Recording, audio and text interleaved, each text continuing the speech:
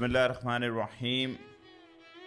عقیدہ ختم نبوت حضرت ارباز بن ساریہ رضی اللہ عنہ سے مروی ہے، انہوں نے بیان کیا کہ رسول اللہ صلی اللہ علیہ وآلہ وسلم نے فرمایا، بے شک میں اللہ تعالیٰ کے ہاں لوح محفوظ میں اس وقت بھی خاتم الانبیاء تھا جب حضرت آدم علیہ السلام ابھی اپنی مٹی میں گندھے ہوئے تھے۔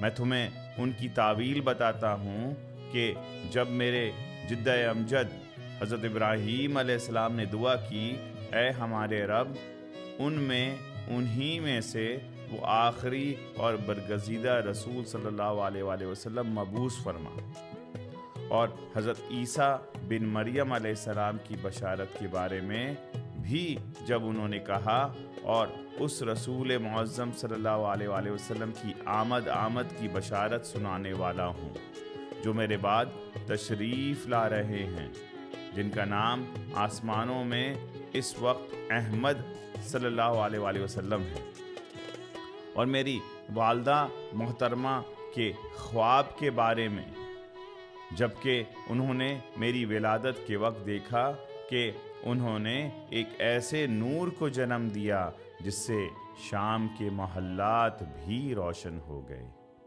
اس حدیث کو امام ابن حبان نے اپنی صحیح میں، طبرانی نے معجم الکبیر میں، ابو نعیم نے حلیۃ الاولیاء میں، حاکم نے مستدرک میں، ابن سعد نے فی الطبقات الکبریٰ میں، عسقلانی نے فتح الباری میں، طبرانی نے جامع البیان میں، ابن کثیر نے تفسیر القرآن عظیم میں، ہیشمی نے موارد الزماں میں، مجمع الزوائد میں بھی لایا ہے، اور رجال صحیح کے ساتھ لایا، اور حضور سید شیخ الاسلام نے اسے عمدۃ البیان فی عظمت سید ولد عدنان میں لایا ہے۔ حدیث کا نمبر ہے 129۔ راوی اس کے صحابی رسول حضرت ارباز بن ساریہ رضی اللہ عنہ ہیں۔ اس حدیث میں حضور نبی اکرم صلی اللہ علیہ وآلہ وسلم کی ختم نبوت کا بیان ہے۔ رسول پاک صلی اللہ علیہ وسلم خاتم النبیین ہیں، یہ قرآن مجید کی نص قطعی سے ثابت ہے۔ جو اس کا انکار کرے، بے شک جتنا بھی ظاہری اعمال کرتا رہے، جتنے بھی نمازیں پڑھتا رہے، حج کرتے رہے، وہ مسلمان نہیں تصور کیا جائے گا۔ بہت سارے لوگوں نے جھوٹے دعوے کیے اور آج بھی تعویل کرتے ہیں، چکر بازی کرتے ہیں۔ یہ ذہن نشی کر لیں، سادہ سا اصول ہے۔ جو آدمی کسی کو دھوکہ دے رہا ہے، ایکچولی خود کو دھوکہ دیتا ہے، خود کو فراڈ کر رہا ہے اور اپنا ہی نقصان کر رہا ہے، اور ایک دن آئے گا کہ اس کا پروپیگنڈا کا پردہ اللہ فاش کر دیتا ہے۔ قرآن مجید میں ہے، اللہ نے فرمایا، مکروا ومکر اللہ واللہ خیر الماکرین۔ ضرورت اس چیز کی ہے کہ تین چیزوں کو ہر مسلمان کے لیے جاننا لازم اور ملزوم ہے تاکہ وہ ان فراڈ میں نہیں پڑے۔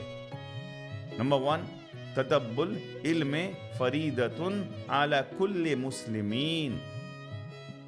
جو علم ہے وہ ہر مسلمان کے لیے جو ہے وہ حاصل کرنا اس کے لیے فرض ہے۔ اب اس میں کیا آ رہا ہے؟ اس میں ہے کہ عقیدہ کے بارے میں کلمہ یاد کر لے اور اس پر جو ہے جمع رہے، باقی جتنا بھی دائیں بائیں سے چیزیں آ رہی ہیں اس پر دھیان نہ دے، فوکس رکھے۔ اللہ ہمارے خالق ہے اور محمد رسول اللہ صلی اللہ علیہ وآلہ وسلم اللہ کے نبی ہیں، ان کے بعد نہ کوئی نبی ہے اور نہ کوئی رسول ہے۔ بندے کو سختی سے روک دے جو اس معاملے میں فتنہ کرے۔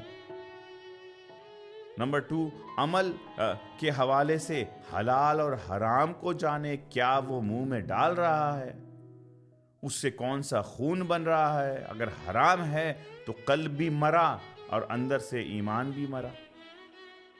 تیسری چیز کہ عمل کر لیا ہے، اب اچھی نیت کہاں سے لائے؟ وہ بہترین نیت کو لائے۔ انما اعمالکم بالنیات، نیت رکھے اور مولا کے لیے خالص نیت کرے۔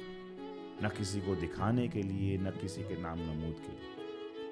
حدیث پاک میں ہے کہ علم الہی میں اللہ نے یہ بات ڈکلیئر کر دی۔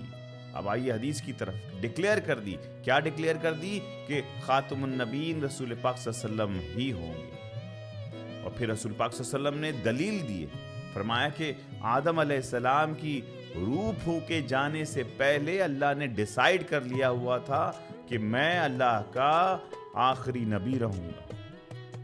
پھر آقا علیہ السلام نے 3 دلیل فرمائی۔ ابراہیم علیہ السلام کی دعا کے بابت آقا علیہ السلام نے فرمایا کہ ابراہیم علیہ السلام نے دعا کیا ہے ہمارے رب انہی میں سے وہ برگزیدہ رسول مبعوث فرمائے۔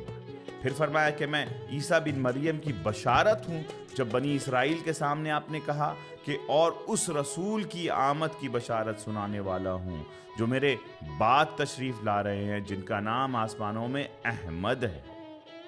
اور تیسری دلیل پیش کیا اور میری والدہ محترمہ کے خواب کے بارے میں، جبکہ انہوں نے میری ولادت کے وقت دیکھا کہ سارے شام کے محلات، اب شام کیا تھا اس وقت کے جوڈائزم، یہودیت اور کرسچینٹی کا مرکز ہوا کرتا تھا، بڑے بڑے محلات ہوتے تھے۔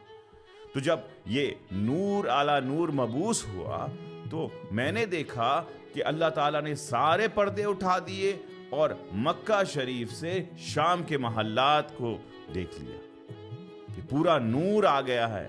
اب اس نے تاریکیوں کو ختم کر دینا ہے اور ظلم کو ختم کر کے یہ غالب آ جائے گا۔ یہ نور محمدی صلی اللہ علیہ وسلم، اور نبی کا آنا نور کا آنا ہے۔ پھر فرمایا کہ میرے بعد کوئی نبی نے نہیں آنا۔ کم و بیش 400 سے زائد حدیثیں ختم نبوت پر واضح ہیں۔ اب اس میں کوئی گنجائش تعویل کی نہیں۔ اللہ تعالیٰ کی بارگاہ میں دعا ہے کہ جملہ مسلمانوں کو عقیدہ ختم نبوت پر استقامت اور استحکام نصیب فرمائے، اور جو لوگ بہک گئے ہیں اللہ تعالیٰ اس عقیدے کی طرف واپس لائے۔ عشق ختم الانبیاء تیرا اگر ایمان ہے، زندگی کا ہر سفر تیرے لیے آسان ہے۔ آمین بجاہ سید المرسلین۔